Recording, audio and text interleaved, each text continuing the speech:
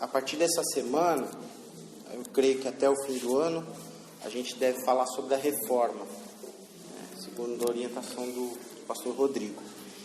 E o que eu busquei fazer foi um apanhado sobre a história, e a gente vai falar um pouquinho das características de como tudo aconteceu, e fazer, na verdade, uma introdução para o que vai vir depois. Então, a leitura que eu queria fazer, Romanos, carta de Paulo aos Romanos, capítulo 3, versículo 28. Carta de Paulo aos Romanos, capítulo 3, versículo 28.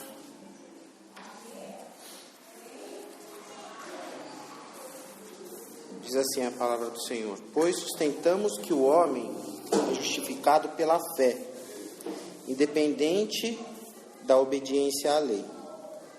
Amém. Essa palavra, ela é uma das sustentações que foram feitas há 500 anos atrás por Martinho Lutero, quando ele publicou as teses relacionadas à reforma lá na Alemanha, né? Então, essas teses, né, são 95 teses, que é num documento que ele coloca lá numa igreja em uma cidade, nome é Rostrand, deixa eu ver aqui, Wittenberg. Então, é um movimento de reforma cristã, né, que acontece lá no século XVI, há 500 anos atrás. A gente comemora esses 500 anos esse ano, né, em 2017. E Martinho Lutero, ele era um professor na universidade lá em Wittenberg. E o que acontece é que já tem um movimento acontecendo, não é do dia para a noite, mas tem um movimento de pré-reforma, onde vários homens se reúnem e começam a discutir sobre a metodologia da igreja da época, a Igreja Católica, né? Fala-se também que havia muitos motivos políticos para isso, porque a Igreja Católica, naquela época, na verdade, a igreja ela também era o governo, né? Então, hoje a gente tem uma discussão grande sobre o Estado laico, né, sobre a independência do governo e a igreja, que a gente entende que é algo saudável, mas na época a religião representada, a religião cristã na Europa, ela também representava o governo daquelas pessoas. Então, ele publicou essas 95 teses lá na igreja do Castelo de Wittenberg. E elas falam basicamente contra a prática das indulgências. O que são as indulgências? O que acontece? Quando o pecado é que condena, né, é que traz condenação ao homem. Mas a confissão do nome do Senhor nos livra de todo pecado. Mas a Igreja Católica, na época, ela dizia que, ok, beleza, você confessa o nome do Senhor, mas você tem que fazer um pagamento aí, existe uma questão temporal. Então, você vai ser salvo pela sua confissão, mas você também tem que pagar pelo pecado que você cometeu. Então, a igreja começava a cobrar por isso, né? Cobrar as pessoas por suas obras e tal. E as indulgências, na verdade, era para abrandar essas penas. Então, quando as pessoas faziam a confissão dos seus pecados, elas recebiam algumas penas, mas as indulgências elas vinham para abreviar essa pena.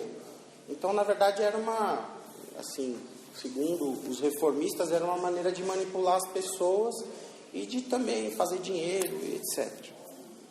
Então, havia discordância em relação às indulgências, né? Então, essa reforma, ela vem como uma espécie de revolta mesmo, dessas pessoas lideradas por Martinho Lutero, e disse também que, aproveitando esse movimento liderado por ele, há também muito interesse, né?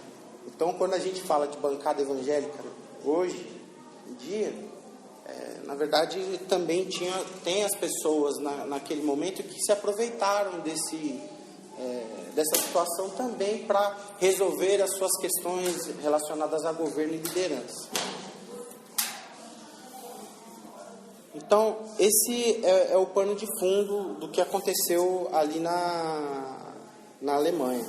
Então, contra essa metodologia, esses métodos da Igreja Católica, esses homens se levantaram e escreveram essas 95 teses. Tá? A base bíblica que a Igreja Católica utilizava naquele momento para justificar as indulgências, ela está lá em Mateus 25, a partir do versículo 34. Porque o pessoal, para fazer as coisas, tem que ter base bíblica, né? Mateus 25, a partir do versículo 34 até o 46. Mateus capítulo 25, a partir do versículo 34. Então o rei dirá aos que estiverem à sua direita: venham benditos de meu Pai, recebam como herança o reino que lhes foi preparado desde a criação do mundo. Pois eu tive fome, e vocês me deram de comer, tive sede, e vocês me deram de beber, fui estrangeiro, e vocês me acolheram, necessitei de roupas, e vocês me vestiram, estive enfermo, e vocês cuidaram de mim, estive preso, e vocês me visitaram. Então os justos lhe responderão: Senhor, quando te vimos com fome e te demos de comer, ou com sede e te demos de beber? Quando te vimos como estrangeiro e te acolhemos, ou necessitado de roupas e te vestimos? Quando te vimos enfermo ou preso e fomos te visitar? O rei responderá: digo-lhes a verdade, o que vocês fizeram a algum dos meus menores irmãos, a mim o fizeram. E então ele dirá aos que estiverem à sua esquerda, os bodes: malditos, apartem-se de mim para o fogo eterno, preparado para o diabo e os seus anjos. Pois eu tive fome, e vocês não me deram de comer. Tive sede, e nada me deram de beber. Fui estrangeiro, e vocês não me acolheram. Necessitei de roupas, e vocês não me vestiram. Estive enfermo e preso, e vocês não me visitaram. Eles também responderão: Senhor, quando te vimos com fome, ou com sede, ou estrangeiro, ou necessitado de roupas, ou enfermo, ou preso, e não te ajudamos? E ele responderá: digo-lhes a verdade, o que vocês deixaram de fazer a alguns destes mais pequeninos, também a mim deixaram de fazer. E estes irão para o castigo eterno, mas os justos para a vida eterna. Amém. É um texto que fala de separação, né? Entre ovelhas e bodes, aqueles que vão ficar à direita, vão ficar à esquerda. E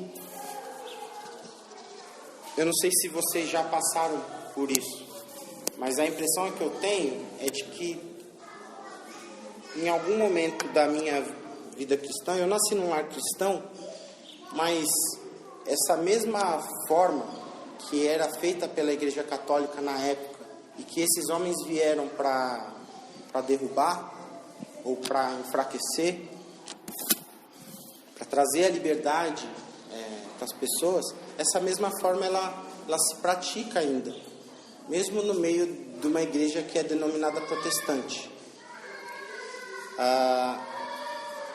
Essa palavra aqui ela é forte no sentido de que, se você deixar de fazer essas coisas pelos pequeninos, pelo estrangeiro, pelo pobre, você vai ficar à esquerda. E se você faz o bem, quando você faz o bem, você ficará à direita. Mas o que esses homens vieram dizer, baseados naquela palavra de Romanos, no capítulo 3, é de que não são essas obras que nos justificam, não são essas boas obras que, o fato de fazê-las ou deixá-las de fazer, é que nos justificam. Aquilo que nos justifica é a fé, somente a fé. Então a prática da época, a prática até então, era uma prática de que os homens, para obterem a salvação, precisariam fazer práticas de misericórdia, sejam essas práticas corporais ou práticas espirituais. Então existe uma lista de coisas que os homens deviam fazer para que eles fossem dignos de salvação. E era isso que era pregado na época. A Igreja Católica falava sobre isso. Então, alimentar o faminto, dar de beber a quem tem sede, vestir aos despidos, abrigar aqueles que não têm abrigo, visitar os doentes, visitar os cativos e também sepultar os mortos. Essa era uma das obrigações que eram pregadas na época. Isso vem do livro de Tobias, que é um apócrifo. E também havia obras de misericórdia espiritual. Instruir os ignorantes, aconselhar os duvidosos, advertir os pecadores, suportar os erros pacientemente, perdoar as ofensas de bom grado, confortar os aflitos. E aí o sétimo, também do apócrifo, é rezar para os vivos e para os mortos. Então, essa prática trazia muito jugo sobre as pessoas. As pessoas, elas não tinham acesso à Bíblia naquela época, do jeito que a gente tem hoje. Nós podemos viver hoje, há poucos minutos atrás, um momento tão especial de oração uns pelos outros, em que o Érico abriu a palavra do Senhor e, com toda a liberdade, com acesso à Escritura, nós podemos conhecer e saber o efeito que isso tem sobre as nossas vidas. Isso faz tão bem para a gente. Isso era negado àquelas pessoas. Isso era negado àquele povo naquela época. E isso revoltou aqueles homens. E, liderados por Martinho, fizeram a reforma. Essas 95 teses, elas vêm então de encontro a esses ensinamentos que escondia a Bíblia das pessoas e que criava uma série de outros ensinamentos que a Igreja Católica chama de magistério, né? Que é justamente muitos escritos com ensinamento específico para as pessoas, induzindo elas a seguir a essas obras de misericórdia. Eu não sei quem teve oportunidade de... Bom, somos brasileiros, mas às vezes quem é de casa não visita. Mas há pouco tempo eu fui na catedral aqui da cidade. Tem uma... Quando você entra na catedral, tem um painel. Na verdade, bem na entrada, assim, tem um painel com todas essas ações de misericórdia aqui listadas. Assim. Então, isso é uma prática que vai até hoje, né? Na Igreja Católica. Dessas 95 teses, há alguns princípios fundamentais, e é que eu quero listá-los hoje para vocês. E o primeiro deles, esses princípios fundamentais são chamados de 5 solas. Tá? Solas é um termo latino que identifica a palavra somente. Então, os 5 solas são os princípios fundamentais da reforma. É isso que eu queria mostrar para vocês hoje, tá? O primeiro sola é sola fide, que significa somente a fé. É a doutrina da justificação que está escrito lá em Romanos 3:28, que é somente a fé que nos justifica. Lutero, ele disse assim: um simples leigo armado com as escrituras é maior que o mais poderoso papa sem elas. Então, a fé é que nos justifica, e o conhecimento da escritura do Senhor, ele que vai nos trazer, e o conhecimento dessa palavra à nossa mão, disponível para nós, é que vai fazer com que a gente possa muito mais, né? Que nós sejamos maiores. E é essa fé que nos justifica, e segundo a fé que esses homens levaram e que trouxe essa liberdade de culto que nós temos hoje, é que vai produzir essas obras em nós. E é assim que nós cremos. Então a fé no Senhor, na salvação que o Senhor nos traz, é que produz em nós essas obras de misericórdia. E não as obras que produzem a fé ou que trazem a salvação para nós. Então esta mensagem é a mensagem que está intrínseca nessas teses. E é o primeiro princípio fundamental da reforma. Sola fide, somente a fé é que nos justifica. Então, a fé que nós professamos no Senhor é que nos garante a salvação. E não as bondades ou aquilo que a gente queira compensar ao Senhor vai fazer comprar a nossa salvação.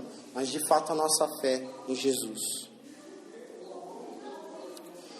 O segundo princípio, segundo sola, é sola escritura, que a gente pode ler lá em 2 Timóteo, no capítulo 3,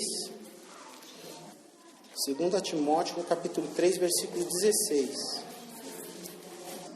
Toda a escritura é inspirada por Deus e útil para o ensino, para a repreensão, para a correção e para a instrução na justiça. Baseado nessa palavra, aqueles homens deram à Bíblia toda a importância que ela merece. Então, todos os livros escritos aqui são inspirados por Deus, segundo a própria palavra. E ela é autossuficiente, ela é suficiente para trazer o ensino, a repreensão, a correção e a instrução na justiça, para que o homem de Deus seja apto e plenamente preparado para toda boa obra. Então, tudo que a gente precisa de conhecimento está aqui, nessas escrituras. Não é necessário nada mais do que está aqui, né? Na quinta-feira, o Gabriel estava aqui e no final a gente estava conversando sobre algumas coisas e existem, de fato, situações que a gente não encontra uma resposta direta na palavra do Senhor. Mas isso não significa que o que está aqui não é suficiente. Na verdade, é exatamente o contrário.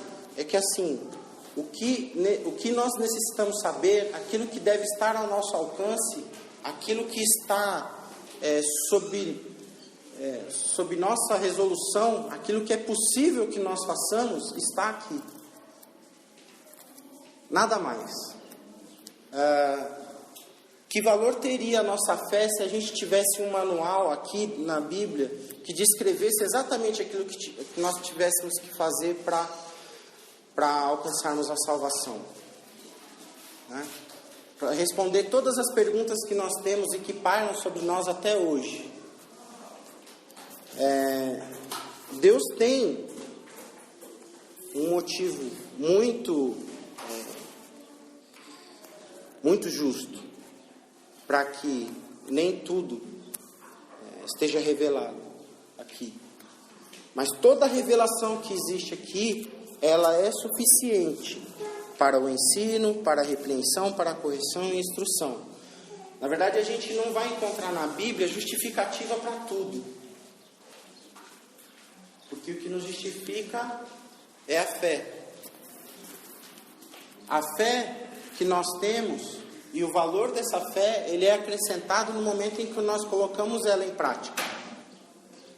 Então, de novo, se nós tivéssemos um manual exatamente com procedimentos e passos, né? Eu que trabalho na área de TI, eu sou muito acostumado a seguir procedimentos e passos para fazer a instalação de algum software ou para orientar alguma outra pessoa. Olha, para você fazer essa instalação, você vai ter que trabalhar assim, assim, assim.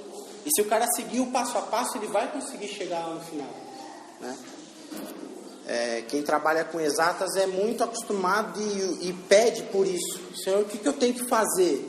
Manda aí a receita do bolo, né? Tá aí a Josi que não me deixa mentir, né?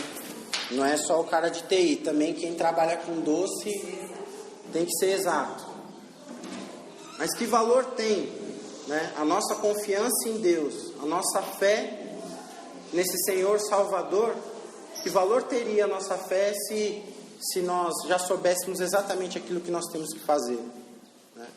E mesmo diante de tantas orientações, né? Aqui em Mateus, nós temos no capítulo 25 todos os frutos da fé, todos os frutos que nós podemos render de acordo com a fé que nós temos em Jesus. E mesmo assim essa palavra é utilizada para colocar julgo em cima das pessoas. Então, nós estamos aqui nesta manhã com inquietações, cheios de problemas e com bênçãos também para apresentar ao Senhor. Mas nós só estamos debruçados nessa palavra porque o Senhor ainda tem muito mistério a revelar para nós. Mas essa palavra, ela é única e ela é suficiente. Então, na época, a prática era de muita criação.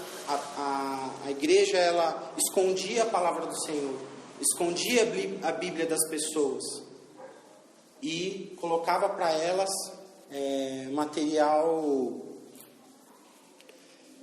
diverso, com ensinamentos tendenciosos sobre aquilo que as pessoas deviam conhecer. E foi por isso que aqueles homens se levantaram.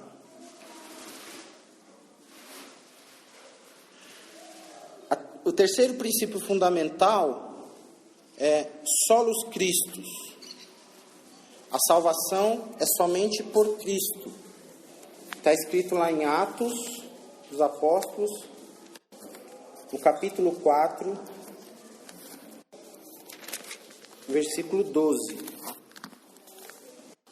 Solos Christus. Não há salvação em nenhum outro, pois debaixo do céu não há nenhum outro nome dado aos homens pelo qual devemos ser salvos. A salvação é somente por Cristo. Nós chegamos a Deus somente através de Cristo. E as indulgências, tudo aquilo que acontecia naquela época era justamente com objetivos escusos e outros relacionados a dinheiro e a poderio em cima das pessoas. O objetivo, de certa forma, desviava as pessoas e ainda desvia. E aí, assim, na época era a Igreja Católica, mas hoje a gente já consegue enxergar isso em outros lugares, infelizmente. Então são 500 anos de um evangelho que tem se fortalecido muito, isso nós não podemos negar. Um evangelho que tem chegado a lugares aonde ele não havia chegado naquela época, e hoje, com tecnologia e tudo mais, nós temos visto o evangelho se propagar, o Brasil como um celeiro de missionários, como se diz muito, tá? Mas a gente ainda vê muita gente fazendo mau uso da palavra e esquecendo que a salvação vem somente através de Cristo, vem somente a partir de Cristo. E a palavra é tão clara, essa palavra que hoje nos é liberada, né? Essa palavra que hoje nós podemos portar, nós podemos ler, né? Podemos meditar. Qual é o valor que nós damos para isso? Então, o trabalho desses homens, a luta desses homens foi para garantir isso que nós temos hoje, tão liberadamente, né? Que tempo bom nós vivemos, né? Com essa palavra à nossa disposição. E em muitos momentos a gente não faz o uso que nós poderíamos fazer, né? E muitos outros fazem mau uso. Muitos outros fazem mau uso. Então, solos Cristos, salvação somente através de Cristo. O quarto princípio fundamental, sola gratia, ou somente a graça. Somente pela graça. Romanos, capítulo 3, no versículo 11. Somente pela graça. Começando ali pelo versículo 10, está escrito assim: como está escrito, não há nenhum justo, nenhum sequer. Não há ninguém que entenda, ninguém que busque a Deus. Continuando, todos se desviaram, tornaram-se juntamente inúteis. Não há ninguém que faça o bem, não há nenhum sequer. Irmãos, nós nos enganamos quando nós achamos que nós buscamos a Deus por mérito nosso. Ou porque nós entendemos plenamente aquilo que o Senhor nos entregou. Na verdade, quando eu estava explicando o princípio fundamental anterior, que é somente por Cristo, e da importância da palavra, e da palavra que está às nossas mãos,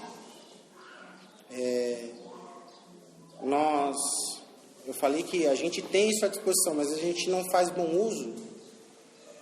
Na verdade, a gente normalmente não aproveita aquilo que deveria aproveitar da palavra de Deus de uma maneira geral, e muitos fazem mau uso disso. Por quê? Porque não há nenhum sequer, não há ninguém que entenda, ninguém que busque a Deus por si só. É pela graça do Senhor. É somente pela graça. E é essa misericórdia do Senhor, é essa graça do Senhor que nos escolheu e que faz nós estarmos aqui hoje, né? Igualados, né? E é por isso que nós devemos agradecer a Deus pela vida destes homens, né? Que iniciaram esse movimento, porque nós, se não fosse por isso, e se dependêssemos de nós mesmos, nós nem conheceríamos a Deus. E cada um aqui sabe, né? De que, por mais bondoso que esse Deus seja conosco, pelo que Ele é na nossa vida, a gente não busca pelo que Ele é. Quantos de nós ainda, né? Quantos muitos outros, na verdade nós vivemos numa luta constante contra isso, uma luta constante, um arrependimento constante, em de não ter a esse Deus como um Deus que é nosso servo, que faz tudo por nós, mas amar a esse Deus pelo que Ele é, pela sua graça, que é de graça. É de graça que nós estamos aqui, não é porque nós merecemos, ou porque Ele precisa de nós. Ele não precisa de nós, da nossa glorificação, né, do nosso louvor. Nós estamos aqui porque primeiro Ele nos escolheu, e não porque Ele é bondoso para conosco e nós precisamos de algo dele. Porque se dependesse de nós, a gente continuaria deixando essa Bíblia talvez tenhamos ganhado de presente, encostadinha lá no nosso armário, e faríamos muitas outras coisas. É somente a graça que nos escolheu, que nos faz estar aqui nesta manhã, usufruindo dos frutos do trabalho daqueles homens, né? Da liberdade de culto que temos hoje. E por fim, o último princípio fundamental, só lhe deu glória. 1 Coríntios, capítulo 10, no versículo 31. Assim, quer vocês comam, bebam ou façam qualquer outra coisa, façam tudo para a glória de Deus. Então nós fomos escolhidos, nós estamos aqui, tudo que nós fazemos, que façamos para a glória de Deus. Então, o ensinamento da igreja era um ensinamento que...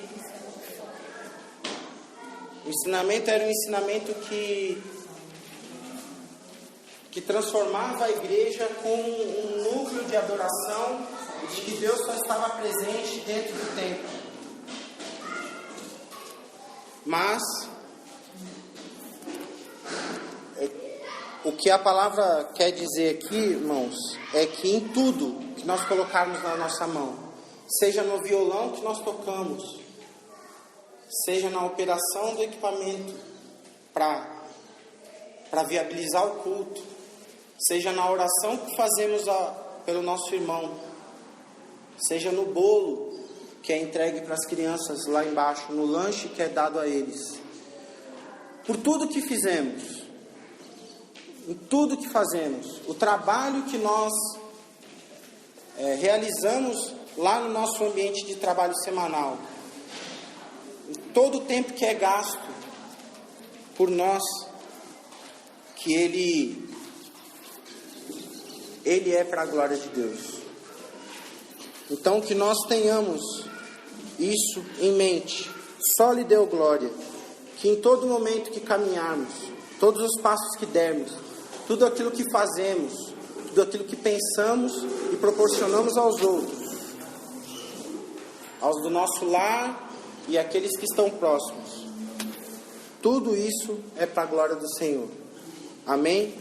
Que não sejam só os momentos que estamos aqui reunidos, mas que seja em toda a nossa vida, em toda a nossa caminhada, tudo isso seja para a glória de Deus. Nas palavras rudes, muitas vezes, nas palavras duras, tudo para a glória do Senhor. No momento que temos que ser amáveis, no momento que devemos nos compadecer uns dos outros, orar uns pelos outros, tudo para a glória do Senhor, não para que cresça o nosso eu, mas que o Senhor seja glorificado. Amém? Nós agradecemos então nesta manhã pela vida desses homens que conduziram esse trabalho há 500 anos atrás e que faz a diferença na nossa vida. Isso é tão simples, isso que a gente vive hoje aqui, né? Isso que nós estamos vivendo aqui é fruto do trabalho desses homens, né? Que deliberadamente se arriscaram muitas vezes porque estavam mexendo com gente do poder, né?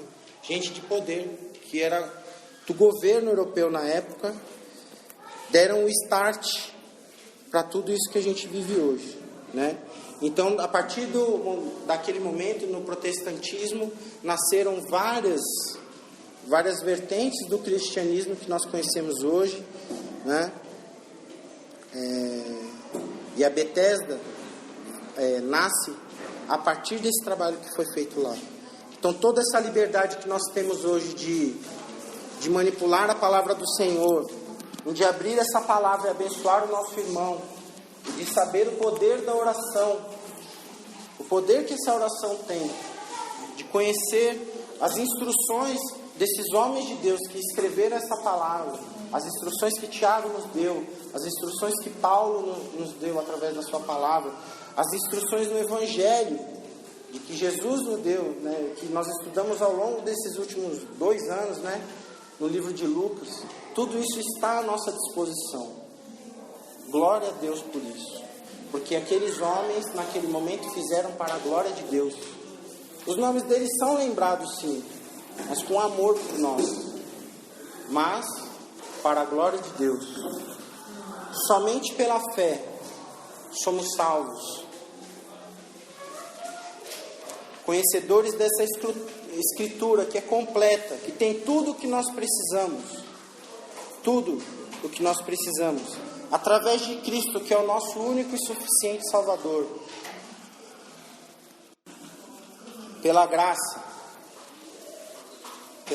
do Senhor, porque de nós mesmos nós não temos nada de bom para oferecer, para ninguém e nem para Deus, porque Ele nos escolheu a nós, e não nós a Ele.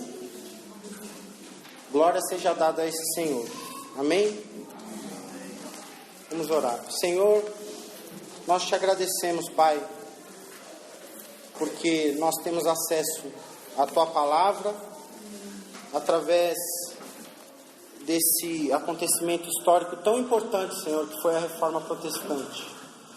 Nós temos acesso, Senhor, a esta Palavra para fazê-la viva e eficaz nas nossas vidas e nas vidas dos nossos irmãos e daqueles que nos rodeiam, Senhor. Muito obrigado por isso.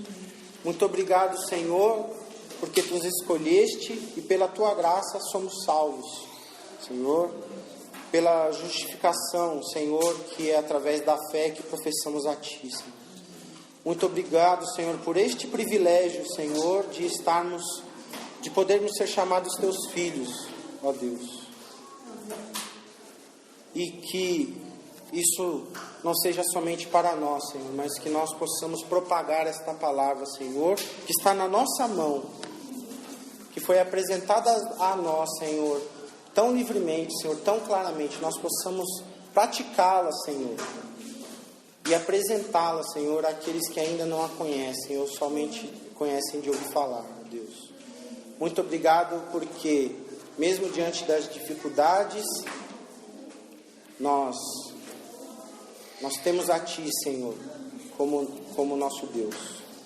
E podemos ser apresentados, Senhor, a Tua palavra, uns desde o berço, outros através do evangelismo, muitos pelos testemunhos, Senhor. Tivemos acesso a Ti, Senhor, mas principalmente pela Tua palavra, Senhor. Muito obrigado, Senhor. Nos torna mais praticantes, Senhor, e agradecidos, Pai, pelo movimento que aconteceu há 500 anos atrás, Senhor. Nós possamos também, Senhor, fazer parte deste movimento, Pai, e mudar a história de muitos, Senhor, que ainda precisam de Ti, ó Deus. Muito obrigado. Em nome de Jesus, te agradecemos. Amém.